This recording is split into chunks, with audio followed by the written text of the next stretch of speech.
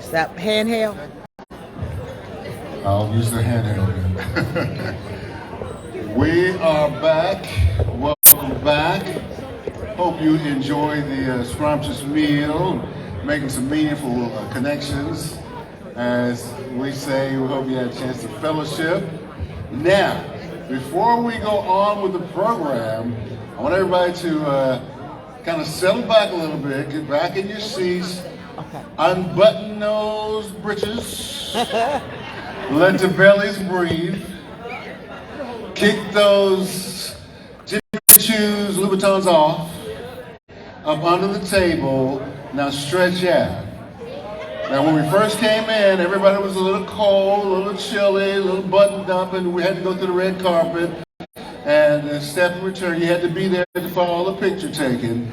Now we're done with that. You're done with the food. Now you can relax. Well, as my little brother used to say, you can unlax. You can unlax, you can chillax, and pay honor and give some respect to some people that we're going to celebrate for doing some good work in the community. Turn this off because there's double mic in here. I can never do it. We're going to make sure everything is done decently and in order. We're at the most important part of the evening, the recognition of tonight's honorees. But before we shift to the awards mode, please let me read a letter, a special letter sent by Illinois Governor, the Honorable J.B. Pritzker. Now, this is from the governor. Pay attention, please. Ladies and gentlemen, this is from the governor. Let me give you my governor's voice. Greetings. On behalf of the people of the state of Illinois, I'm honored to welcome everyone to the Gentle Warrior Awards Gala. This event honors the work of A. Philip Randolph and celebrates the 20th anniversary of the National A. Philip Randolph Pullman Porter Museum. Randolph founded the first black labor union in the nation, the Brotherhood of Sleeping Car Porters. This union was the first black union to be chartered under the American Federation of Labor and the first black union to win a collective bargaining agreement with a major American corporation, the Pullman Company. Randolph's courage and sacrifice created a path for blacks in organized labor and set the foundation for the black middle class. I say the middle class in America. His leadership in the labor and civil rights movement led to his recognition as a gentle warrior. Therefore, to celebrate an anniversary such as this is a significant milestone for any organization, but highlighting this moment during Black History Month also gives a special resonance. So as you reflect on everything accomplished throughout the years, I, Governor Pritzker, encourage you to continue making plans for the future that build upon all the past successes. Please accept my best wishes for another memorable and successful commemoration. What else do I say here? Sincerely, Governor J.B. Pritzker. Give me some applause. Looking good, J.B. I'm not running any time right now, so y'all can applaud for me without feeling guilt or partisanship. Applaud for me, the governor. Thank you, Governor, in all sincerity. And now the time has come to recognize some distinguished individuals who have rightfully earned the titles of Gentle Warriors and Change Agents. The Gentle Warrior Award is presented to individuals who exhibit the similar commitment, focus, and tenacity that A. Philip Randolph displayed throughout his impressive career. Each of our honorees boasts a long list of accomplishments, so I'll share just an abbreviated bio and invite you to read more about these amazing individuals in the program book. In other words, I'm not going to read all their accolades and accomplishments. We're going to keep it moving, let you know who they are, you applaud them, they'll get the awards, and we move right along, everybody. I really appreciate that. So, this year's Gentle Warrior awardees are Elizabeth Schuler, the first female president of the National AFL-CIO, and Fred Redmond, who's the Secretary-Treasurer of the AFL-CIO. Of course, Mr. Redmond, as you might know, is the highest-ranking African-American in the labor community. First, here's a little bit about Ms. Schuler. Elizabeth Schuler is president of the 60 unions and 12.5 million members of the AFL-CIO, and the first woman leader of the American labor movement. A visionary leader, longtime trade unionist, Shula believes that the labor movement is the single most powerful vehicle for progress, and that unions are a central force in leading lasting societal transformations. She is committed to busting the myths about labor, leveraging the labor movement's diversity for innovation and innovative approaches to social justice, and making the benefits of a union voice on the job available to working people everywhere. AFL-CIO President Liz Schuler was elected by acclamation to serve as the first woman leader of the Federation on June 13, 2022. She first held office after being elected by the AFL-CIO Executive Council on August 20, 2021, following an unexpected and untimely passing of her predecessor, Fred Trumka. Now, our next honoree, that was Miss Elizabeth Schuler. You can get some information out there. Let's give some applause. Give her some applause.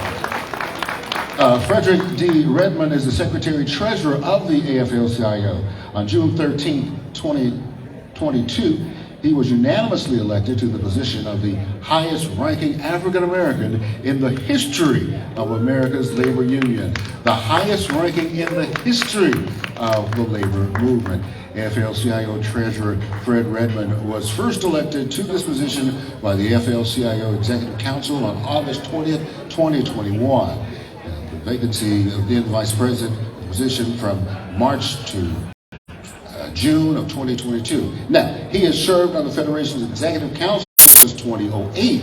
His path to the Federation's second highest office began in 1973 when he went to work at Reynolds Metals Company in Chicago and became a member of the United Steelworkers Union. He was active in his local union almost immediately, serving as shop steward and eventually vice president. He served 3 terms as local president of that organization. Now, we have something special for you tonight. I invite you to turn your attention to the screen to view the acceptance remarks from these 2 outstanding individuals.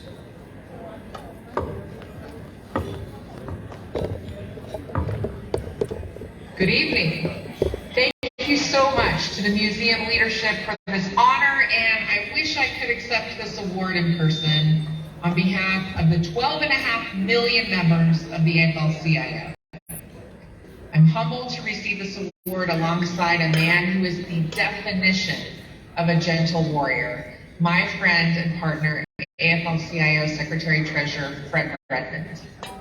And I'm honored to be included with such a powerhouse group of awardees. Tina, Stacy, and Judge Hubbard, you have truly inspired and transformed your communities through action, and you deserve this recognition and so much more. Inspiring and transforming our communities toward positive change is what the labor movement is all about. And we're building a movement that's modern and dynamic, a labor movement that is for everyone, and reflects our society and the communities we serve and live in. A movement that's laser focused on social and racial justice. There's unprecedented momentum for organizing across the country, and workers are turning to unions as a source of strength and a countervailing force to inequality and discrimination. People are looking for ways to use their voices and be heard. Unions know how to use our voices to fight back against those in power who want to weaken and diminish us. We know how to leverage the power of collective action, and it's by speaking together in one clear voice demanding change. We know it through the example set by A. Philip Randolph. He was such an amazing figure. He was the original change agent, standing up to the Pullman company and organizing workers who were degraded and marginalized and transforming the job of a sleeping car porter into a noble profession. The story of Randolph and the Pullman porters remains an enduring example of the power of organizing, the power of standing up together for your values and ideals with one clear voice to demand a fair and just society and a better future. And it still serves as a shining example of the power of taking action even when, and especially when, the odds are stacked against you. I'm grateful to all of the smart and dedicated people whose work has gone into the telling of this important part of American history. And I want to thank Dr. Hughes for your bold leadership, and to Bob Ryder and Don Finn and everyone whose work has gone into making this institution so vitally important. By lifting up the legacy of the Brotherhood of Sleeping Car Porters, a new generation can experience how unity brought hope, how standing together created power, and how a union changes lives. Thank you for your passion and your dedication, for your solidarity and support, and thank you again for this incredible honor.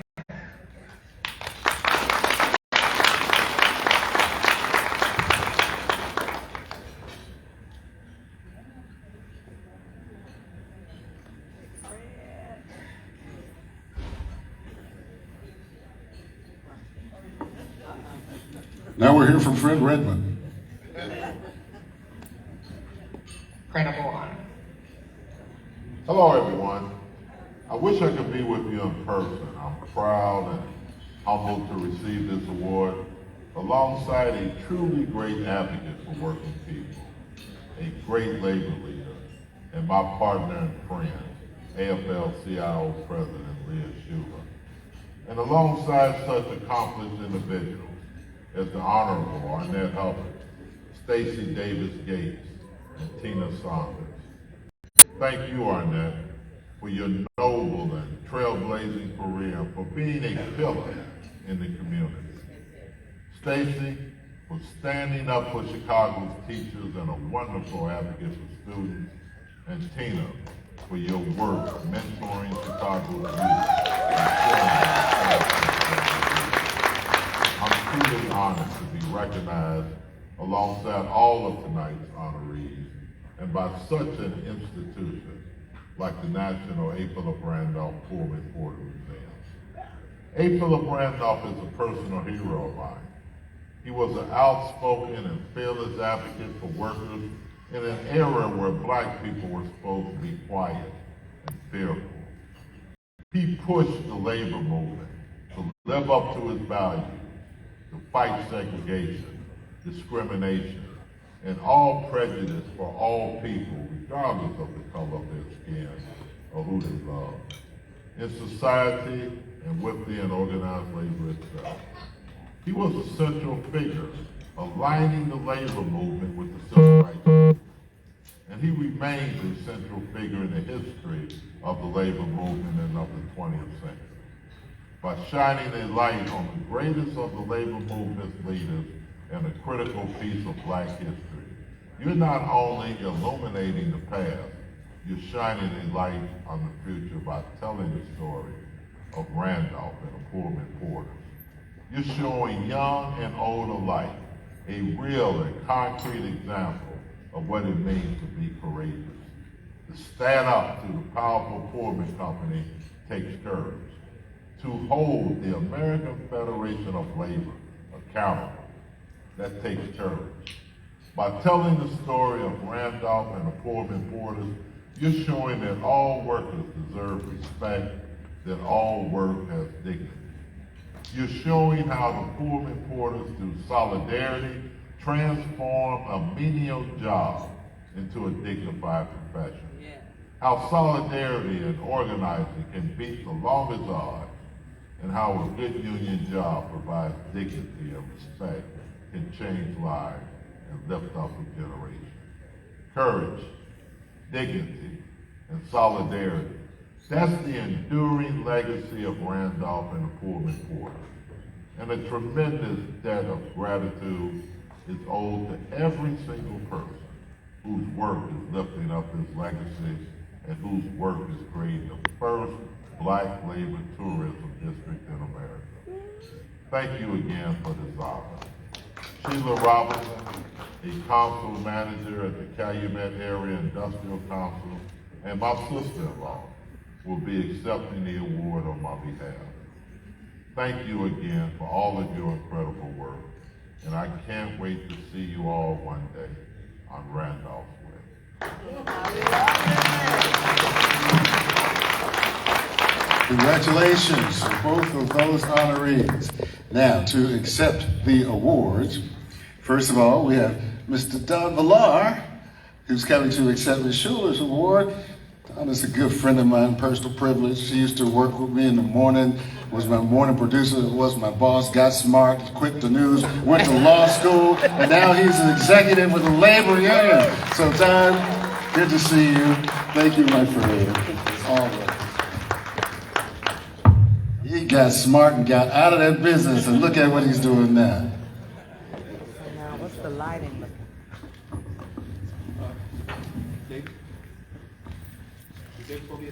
Yes, sir, Mr. President. Hail to the chief.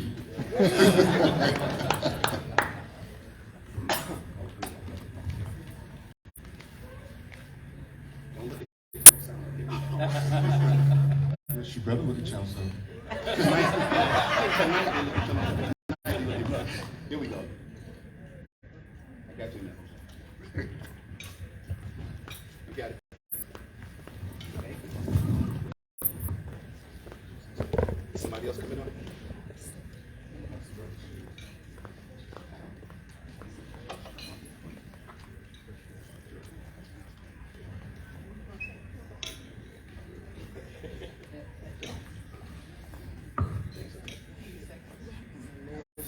Yes. He accepted for Elizabeth Schuler. Congratulations, Don. Looking good, looking all important and everything.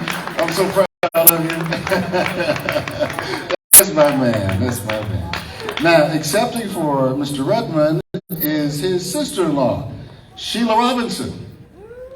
There she is, lovely lady. Congratulations.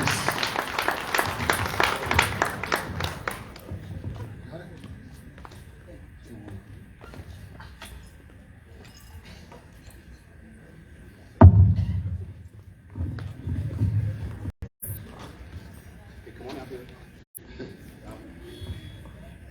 There you go, right there. Hold it. Up. See your face. There you go. There it is.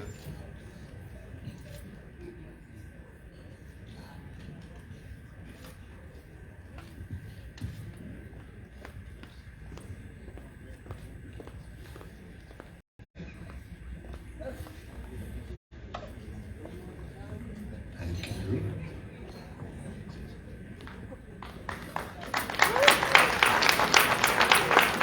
Congratulations. Congratulations to both of them for winning that award and for bringing it back to the people who it awarded. We trust. Now, time has come to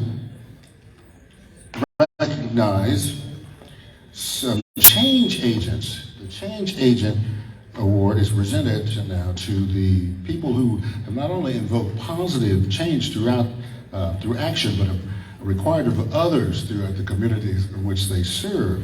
Our first one is Stacy Davis Gates. Let me tell you a little about her. Stacy. Stacy is president of the Chicago Teachers Union, executive vice president, Illinois Federation of Teachers, vice president of the American Federation of Teachers. Before her election to the office of president in 2022, Ms. Davis Gates served 4 years as vice president of the union, and prior to that, she served as the union's political and legislative director. In the fall of 2019, she helped lead that 15-day strike and negotiated a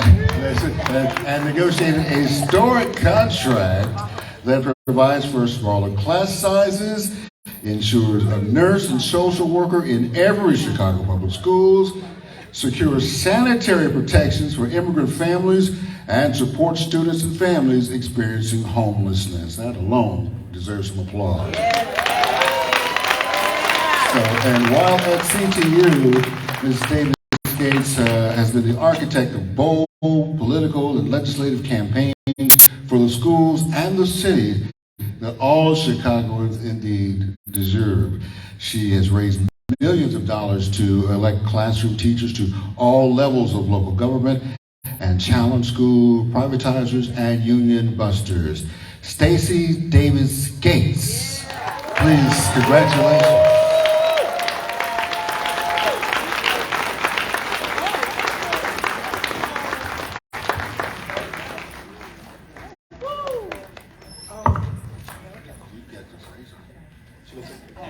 So I get to say something. Good evening. This one. Okay. Good evening. What an honor to be here and to be introduced by Jose. Jose welcomed me to Chicago. You have no idea the fangirl moment I'm having. So much so that I'm going to take a selfie and send it to my mother, because when she comes to visit, well, where is Jose? I said, we don't watch 7 anymore because he's not on there in the morning. They left. I was going to tell you. At any rate, look,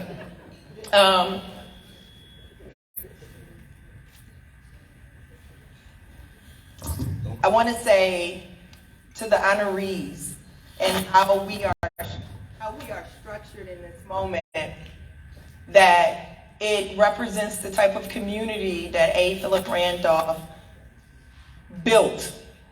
This whole concept of labor being isolated and siloed is the imagination of the boss. Labor is a thing that touches every person in every neighborhood, everywhere. Because the only way that this country works is with working people. You understand that? And even more so important is how we get working people off the backs of enslaved Africans.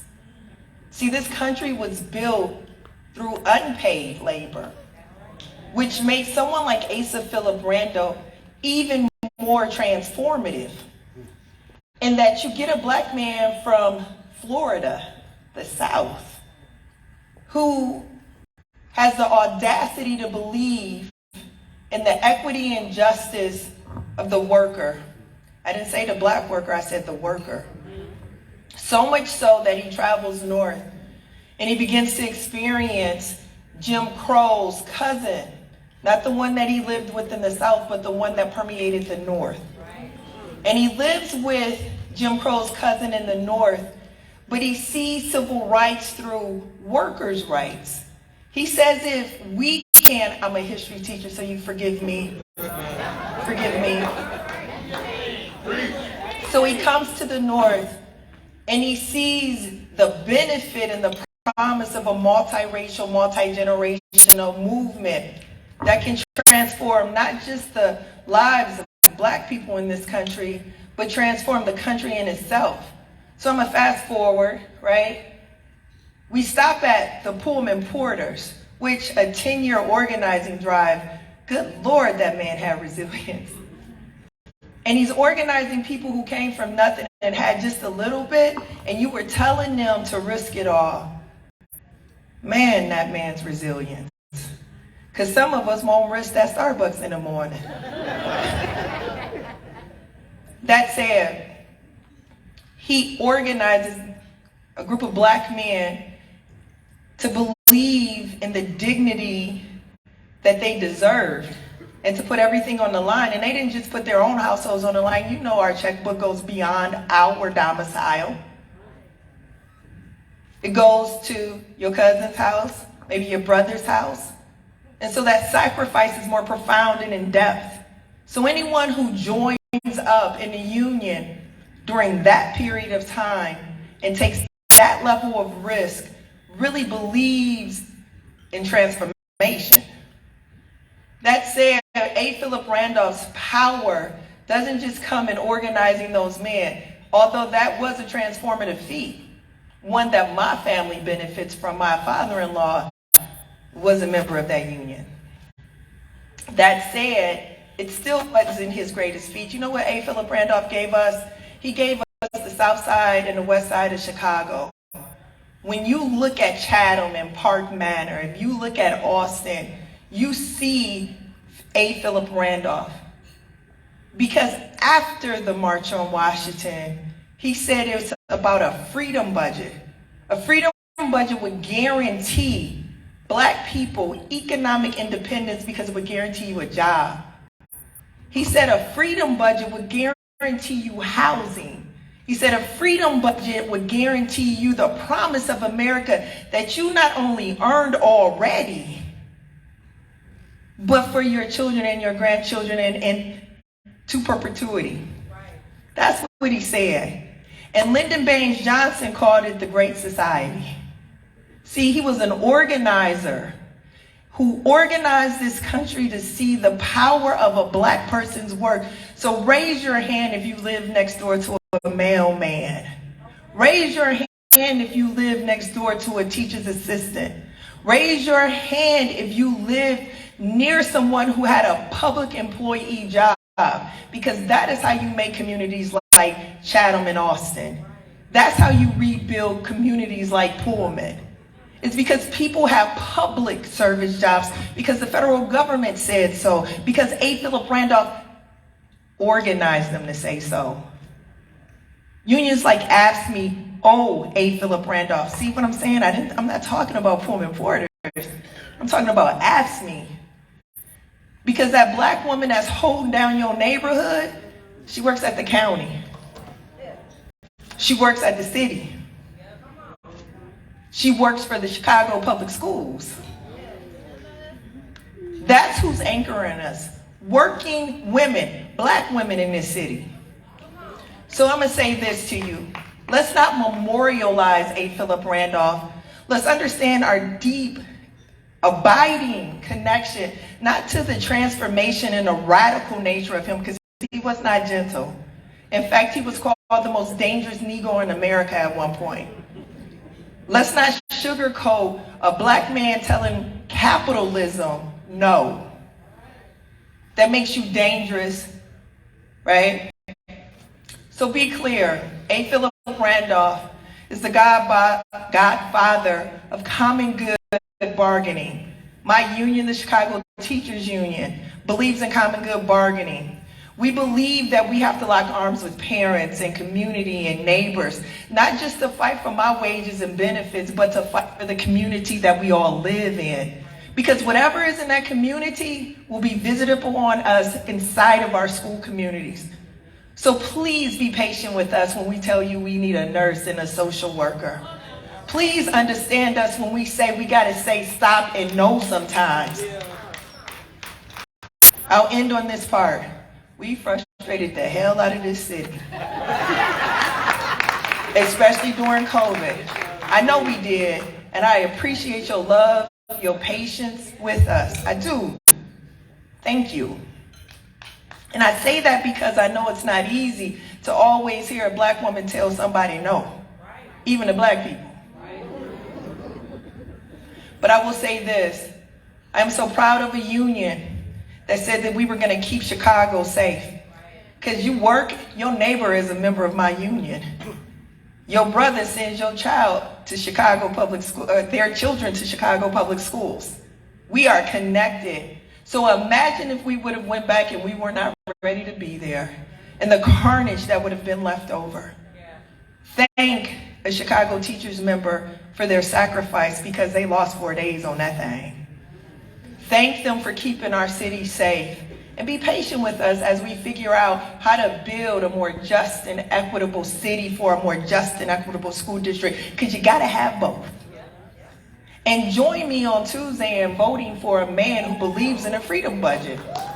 Yeah, see, that's our table over there. We cut up. Chicago deserves the love of Brandon Johnson. You do. Trust me. Because you don't get us empowered Stacey Davis Gates up here, a strong Chicago Teachers Union that believes in a common good without his organizing. I love you, Chicago. I love you even more, working Chicago. And I love you even more, Black Chicago, for being resilient and in love with the justice and the promise of this city. Thank you so much.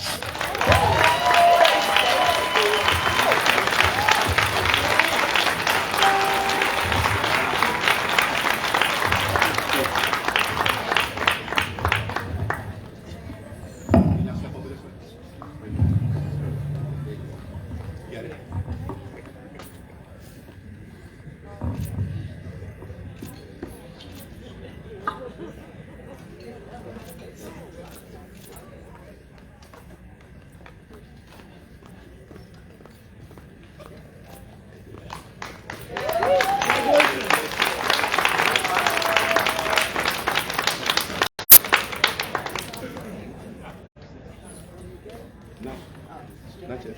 I know.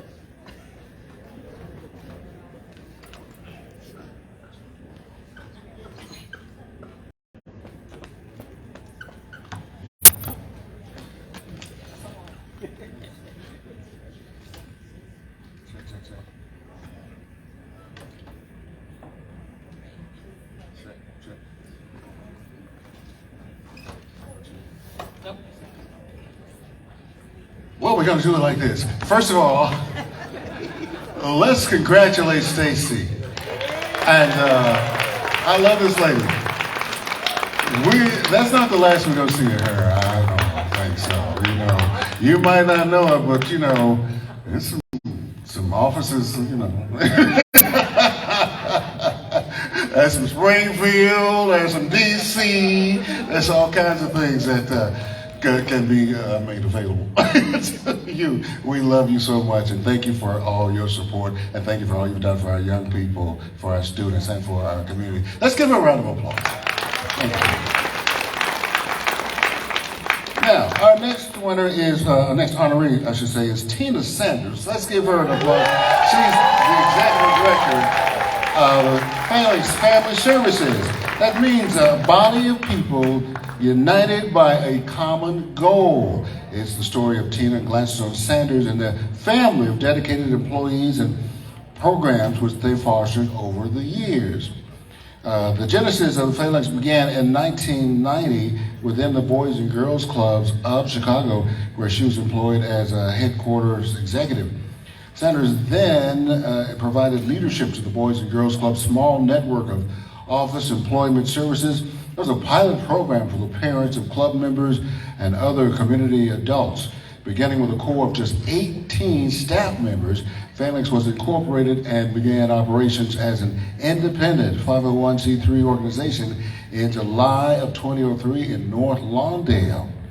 Under Sanders' leadership, Phalanx serves hundreds of Illinois Department of Human Services job seekers every month in its initial workforce programs. Please congratulate Tina Sanders, who I am claiming as my cousin. Tina. Come on up here, cousin Tina.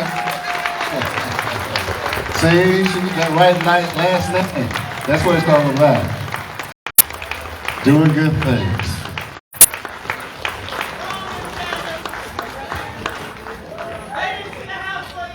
Yes, Phalanx is in the house. My posse, stand up. Stand up. My team, we show up and we show out. Thank you. First, I would like to thank Dr. Hughes and David for this honor. I am truly humbled to be honored among the other honorees. I think I'm the only CEO of a social organization that's here. All these other people, business people, they talk to large groups all the time, and I really admire all of you, so I am very humble, and I want to say I've never talked to this many people in one time. So you got to bear with me. I had to get my nerves together here. Phalanx, I want to say it's a love story. Phalanx was created out of love for two people, my deceased husband, Gladstone, and myself. We were very passionate about working in the community, making changes. We both worked for organizations, and we said, we want to do our own organization so we can do the things we want to do. and not what people tell us we need to do. We saw the needs in the community, and we said, this is it. We had support from the Illinois Department of Human Services, and she needs to stand up because she told us we can do this. Olivia, please. Olivia. Thank you, Olivia. Thank you. She told us we could start our own organization. She said, you guys know what to do. You're passionate about what you're doing, so run with it. And she had to convince us, because I said, I don't know nothing about running an organization. It's different when you're part of an organization and you have a position. But when you want to be the CEO, I say, you crazy? But my husband said, we can do this. And we did it. We started with a small group of employees who came with us from Boys and Girls Club. We had 3 contracts with the Department of Human Services. And today, I have 70 employees, 40 programs. And we're celebrating our 20-year anniversary in July. I am a very, very proud CEO and a proud mama, because these are all my children. In listening to Stacy and other about the unions and the struggles, you know, Phalanx, we're in the community, and we're trying to, you know, flip that narrative. You know, we're there working with the people in our community. We want to help them provide better lives for themselves and their family. And we do a good job. I got to pat myself on the back, because Phalanx does an excellent job. I have to tell you the story this morning. I was at a breakfast this morning. I'm a commissioner for the Roseland Medical District. And so we were really announcing the adoption of our plan. And the young man called out me and Phalanx Family Services for what we do in the community. And that's why it was important for us to be a part of that committee. So after the program was over, I had a line of people standing there wanting to come and talk to me. They wanted to tell me that their children were in our program. They got summer jobs for a couple of years. And just thank me and Phalanx for being who we are and being an important part of that community. I had some people there from the county assessor's office who knew of me and said, we need to come in and meet with you. We need to educate our residents about taxes, paying their taxes, how important it is. And I said, well, I'm your organization. And they said, yes, you are. I had parents coming up to me to tell me how grateful they were for the road that we had put their young people on. And my head was big this morning. My head was big, very big.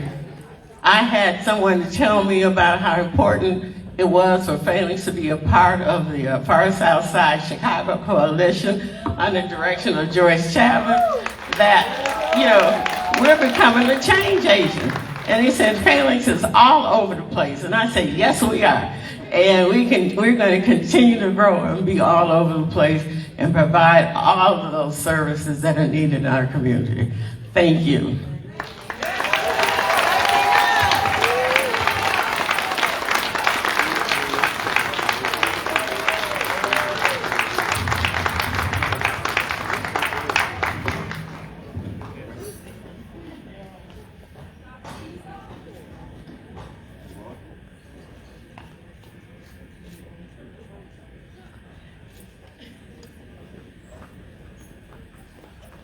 I just want to say real quick, you know, while we're in election season, and you hear a lot of people talk about what they're going to do when they get in office in terms of like transformative stuff, particularly on the far south side of Chicago, you know, we have a proof of concept of what's already going on.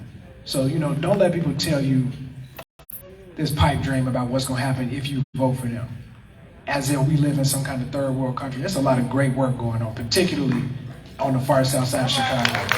And because of programs like Phalanx, I'm just so humbled to be able to do that work with them. I mean, every single service that you could think of in the Roseland Heights, Washington Heights, Rosemore, Pullman, London Town, just the hundreds. You you know.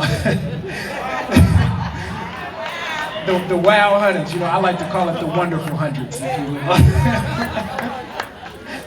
But seriously though, we really getting our hands dirty out here, man, and doing this work, and we're thankful that we get to stand in solidarity with some strong men and women who do this work. So, Ms. Sanders, again, thank you so much for being a change agent and a leader. Thank you.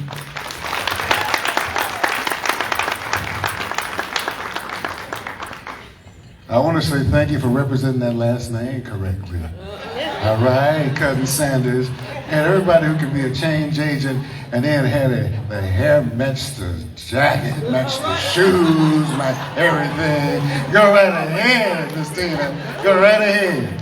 That's the way you lead. Lead from the top.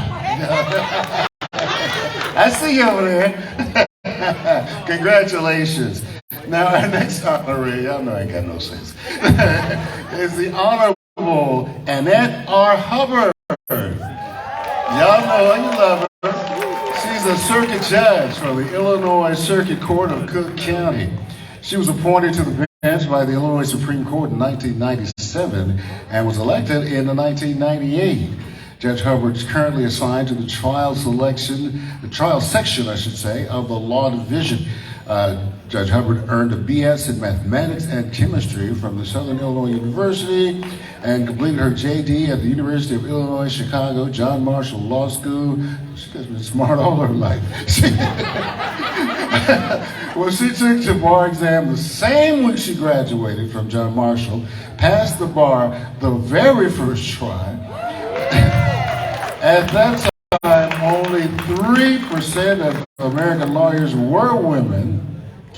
And most notably, Judge Hubbard was the first female president of the National Bar Association, which is the largest organization of black lawyers and judges in this nation. And look at how she looked. Come on, congratulations. Please join me in welcoming and celebrating the Honorable Judge Annette R. Hubbard. Yay! Judge Hubbard.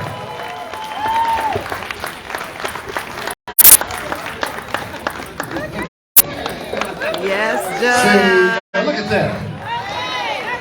That's like Fashion Week right there. I'm about to plug in over here. Oh, I'm trying to be like Dr.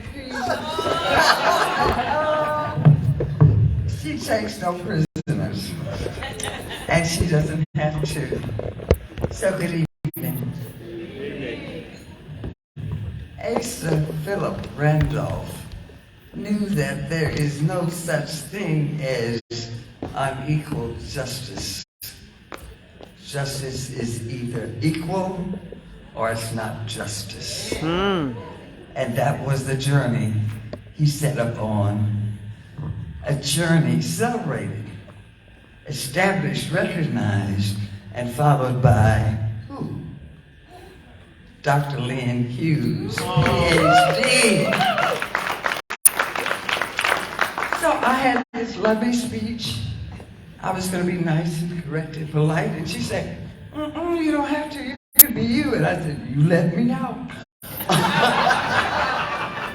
So I want to tell you, and by the way, Dr. Hughes, she doesn't recognize titles or offices. Nothing gets in her way. But now then, on this great journey by Asa Philip Randolph, Rustin, and those other pioneers, they needed lawyers to draft legislation, to know the courts. They needed legislators. I don't know if we had very many, or any then, 1926. But anyway, we have some now, like Senator Hunter and the 4 pillars that she has presented. We have, I'm going to brag, 5 presidents, well, 1 president, excuse me, 4 past presidents of the Cook County Bar Association. Will you please honor them? President Jenkins, past president Pitts, past president Fred, past president Hunter. Oh, and me. Yes. Thank you all for your presence. Dr. Hughes, They recognize that the work you do is valuable. They recognize they have an obligation to serve humanity, to use their training, their skills, their passion to further the cause that you recognize with this museum. They're here. I love them, and they work hard for justice. Senator Hunter is joined with Administrative Assistant McLemore. Now she can claim retired, but she isn't. The former Administrative Assistant to, Maggie Hunter, to Reverend Maurice. Janice, I didn't forget your name. I was going to get back to you, but do it now. Janice McReynolds. By the way, she's the mother of a famous son. Oh, that's a segue to mine. Gregory Hubbard, my beloved, accomplished, wonderful, magnificent son. You don't have to own me one. Come on up here. My Gregory, please stand. He is an IT executive, a family man who cherishes family, service of family, protection of family, involvement in community, and voting. His mother was part of that voting scene. Thank you, Gregory. I love you. I love you all for your presence. Now then, I want to not go overboard. What did I leave? Miss Betty Magnus. Yes. Chicago Board of League and Women Voters. How did I not do that? Voting is my passion. Tara Smith, Executive Security. Deborah Porter, Civil Advocate and Activist. And I named, I think, the others at my table who are here, I would like to say, in support of me, but they're here because they believe in this mission that you, Dr. Hughes, carry forward and are supportive of that, as are the other people here. I saw our school superintendent. No, I just promoted you, didn't I? Chicago Teachers Union president. Well, maybe.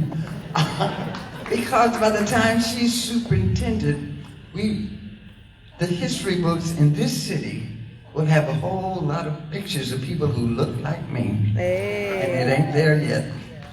It will be. I thank you for your service. I would like to stand here and just yell all night. I want to acknowledge the other honorees. I'm honored to be in your presence. I can't believe that I'm a part of this chain of history from Randolph through those turbulent years, the 20s, the 30s, the 40s, the 50s, the 60s, and into a new generation. And I am a part of that chain. I flow with that history. I have people in this room who will carry it forward.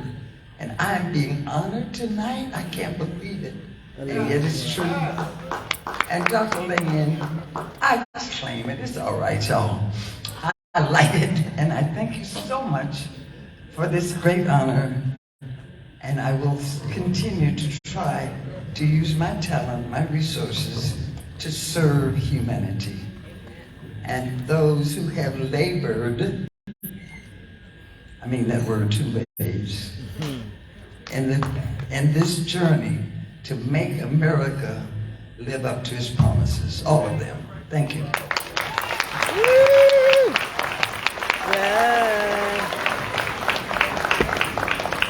Come up right here, Dave.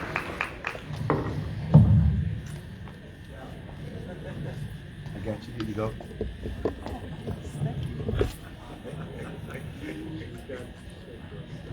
You better preach, Judge. Look at me, Judge. Look right here. She brought the word, right? One more. And the doors of the ballroom are open. Anybody need a home? Thank you. Thank you so much. I knew him when he was a wannabe, and look at him now. Don't tell nobody. You know what? I know everybody here, congratulations has had to be accomplished doing something for the cause and done some wonderful charitable things. But Dr. Hughes, I think y'all, one of the qualifications, y'all must didn't have no ugly people involved in this situation. I have not seen one ugly person accepting any awards up here. This is all beautiful people, beautiful spirit, beautiful souls, and I'm gonna go on and acknowledge that. Y'all look good.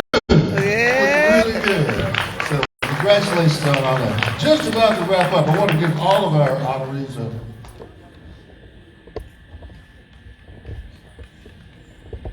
I'm gonna listen to David because I just want to actually acknowledge everybody, all of our honorees. A round of applause. Thank you so much for being here. There's some more things gonna happen.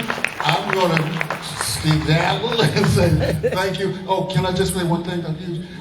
Thank you to everybody for the support that you have given me throughout the last few months, throughout the last years, even since we were here last year. As Chelsea will tell you, and I don't do this to elicit any sympathy or anything like that, but this organization means so much to me. I'm still in the middle of cancer treatment. I'm in daily chemotherapy now with some hormone suppressants and the whole thing, and it gets a little rough. But I wanted to say I appreciate the support, I appreciate the prayers, and I just want to say to you guys, thank you for keeping me in your hearts and minds, Yes. and for lifting me up when I needed. So I didn't mean to do all that, but I just feel it's We good. love you, Jose. Thank you so much for having me.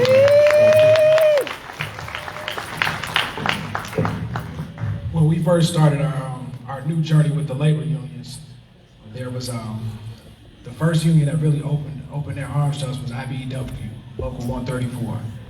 I don't know what we would have did without you guys, you know.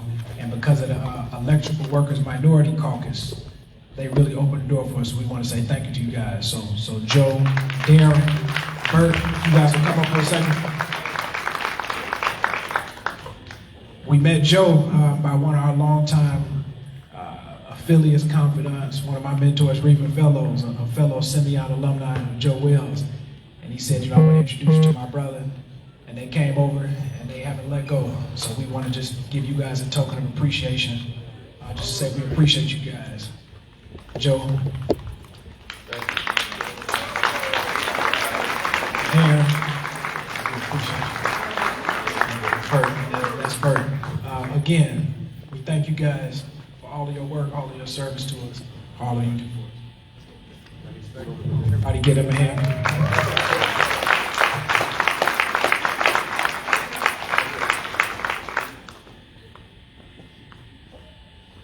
There we go. Open it up. There you go. Got you.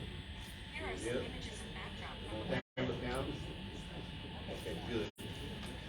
Thank you.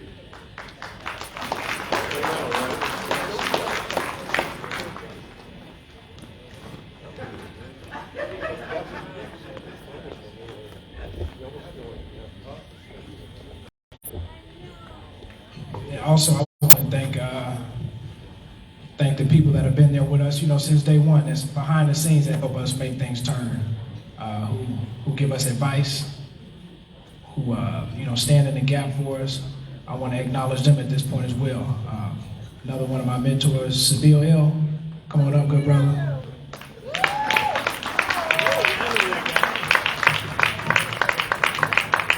Thank you for all of your counsel. Thank you for always standing there with us, brother. Appreciate you.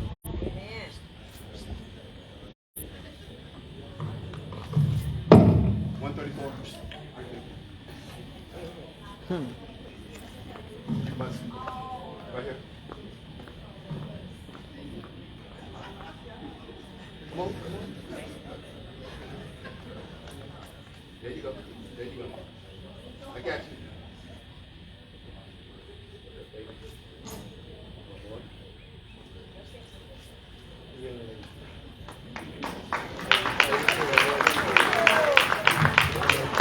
Now, when we first stopped our contract with After School Matters, and we wanted to continue to service children, you know, there weren't too many resources open for us.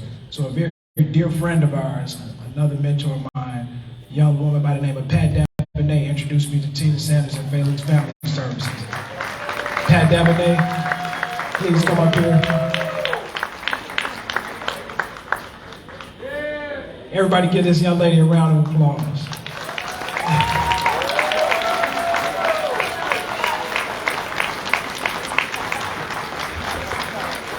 Pat has been at the forefront of neighborhood and community development and working with neighborhood housing services, building community very, very quietly. We just want to acknowledge you. Thank you. Thank you so much.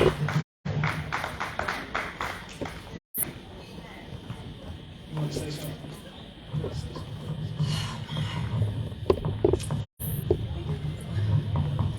The story is too long to tell.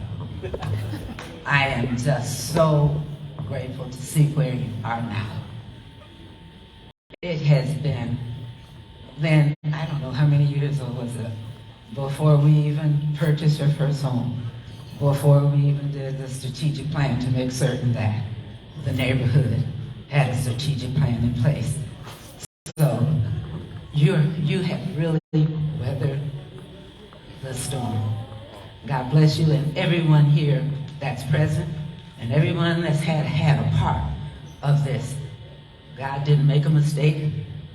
When Roseland was a community that was first named Hope, and Hope is yet alive, and there's so many great things that have happened there in historic Pullman. It's a story to be told. And I didn't want to tell, people keep telling me, tell the stories. But I don't like to tell stories unless they have a good ending. And this is a great beginning of a new ending. God bless you. Love you.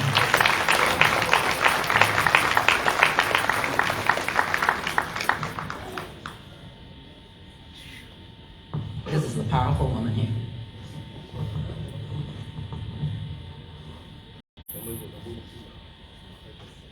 That's good. That's good. I don't want to be. I want to see your work.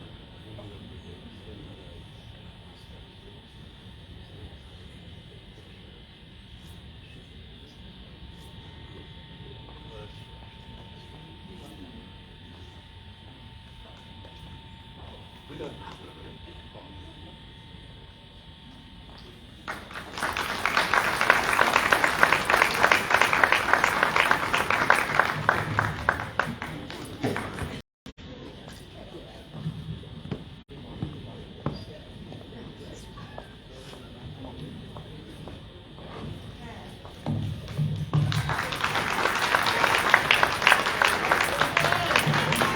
And then finally, as we wrap up, I just want to acknowledge the people that work with us on a day-to-day basis. At any given moment, we can call on these people and we know they're going to be there. And we work in a very unorthodox way sometimes, you know. So we just got to thank those volunteers, you know. Miss Brenda Scott, Mr. Samuel Mormon, please come on up here. Samuel Mormon, aka Luke Jones, is our Director of Community Outreach. Miss Brenda Scott, she's our Director of Volunteers, always on the job. So we just want to acknowledge you guys and thank you.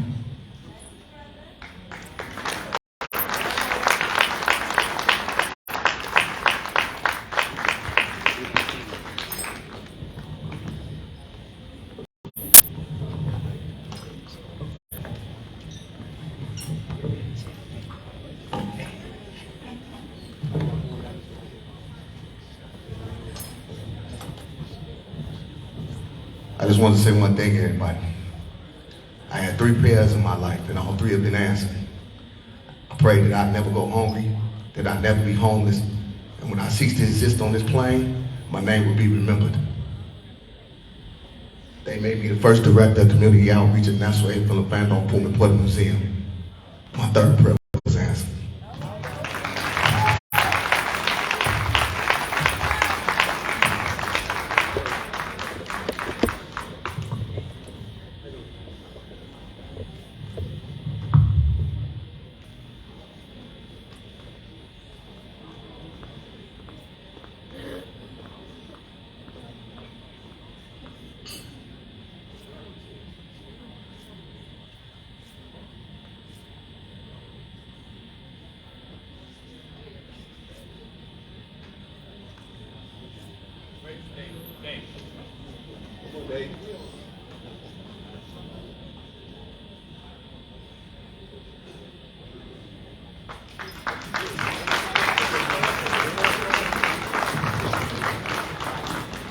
And finally, the people that helped this event come together, Miss Chelsea Whittington and Miss Tiffany Merrills. I just want to say thank you guys. We don't know what we would do without you guys. Seriously, you all are really taking us to new heights. So we thank you. Thank you.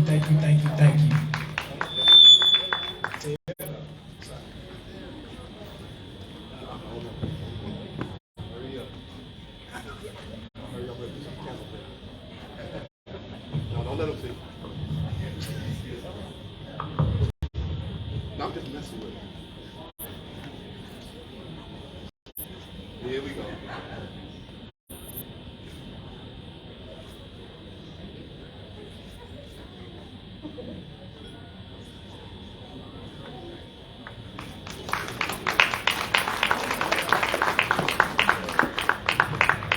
I don't have an award for it, but I just want to acknowledge my beautiful girlfriend. Shots out, Grant. Thank you. All right.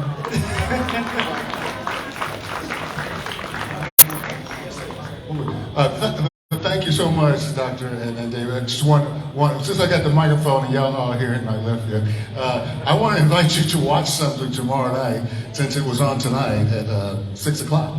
We have a beautiful special from ABC7 called Our Chicago, Spirit and Perseverance. It's our Black History special, and it's celebrating the goodness and inspirational people who are doing good things in our city. Tomorrow night at 11 p.m. will be a repeat, encore, I prefer to say, of the show that's aired actually tonight. And it's celebrating good people doing the good work as we've been acknowledging here tonight. So I would sure appreciate it if you give us some support so we can keep doing these kind of shows, because we have to fight to put them on air. I'll be real with you. We have to fight to do the good news and to be the uplifting positivity thing. We have to squeeze it in, get in when we fit in, and tomorrow we're going to fit in at 11 p.m. So please join us for that. Our Chicago. Thank you. I just got word that our state senator is here. LG Sims. LG Sims, are you here? Is LG here? There he is. Man, thank you so much. Thank you so much, Senator Sims, for helping us make the expansion of the museum come to life. We thank you so much for believing in us and working with us. And like I say, all of you guys in here are family. I'm blessed to have a great team behind me. To have a great accountability partner in my household with me. A family, friends that I've known my whole life. Thank you guys. This thing that we're talking about, this Black Labor Tourism District, this is a real thing. You all are going to hear a lot about it. And especially start next month for Women's History Month, as we unveil the Dr. Hughes BSCP Ladies Auxiliary Women's History Museum. We're finally going to get an opportunity to honor the contributions of women in labor. We're excited about that with the Madam C.J. Walker Wing to honor the contributions of women entrepreneurship. And make sure that you guys look at those signs over there, so that if you want to make donations via Cash App, PayPal, they're all around the room. So make sure that you all are using those to do the work. And again, to my family at the Far South Chicago Coalition under the leadership of Joyce Chapman, thank you guys for walking with us. And continue to keep your ears open for all of the wonderful things we got going on. We got a lot of great events coming up. So just stay tuned what we have going on. We're going to show you all a video too before you leave. A quick video of something that just got installed as you all leave out. We were blessed to work with Wintrust. Shout out to Wintrust for being a great sponsor and partner for us. They installed a mural on the expressway near Ashland and Division. We're going to give you guys a quick glimpse of what it looks like, so hopefully you guys can.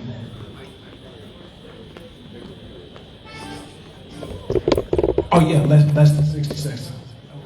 Okay. Oh yeah.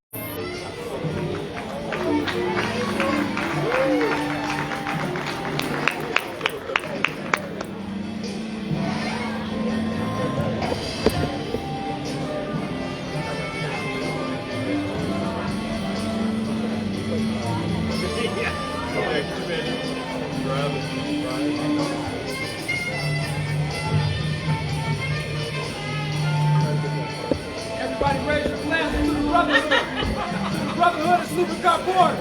Raise your glass. Toast to the brotherhood. To the brotherhood.